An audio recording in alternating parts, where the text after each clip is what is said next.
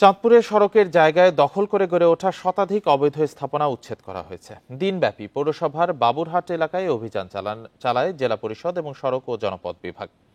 জেলা পরিষদ কর্তৃপক্ষ জানায়, সকাল থেকে চাঁদপুর কুমিল্লা আঞ্চলিক সড়কের বাবুরহাট এলাকায় উচ্ছেদে অভিযান চালানো হয়।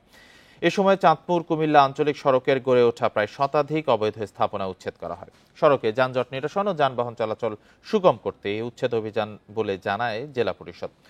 বান্ডেল থাকলে প্রতি সেনমানিতে টাকা বাঁচবে।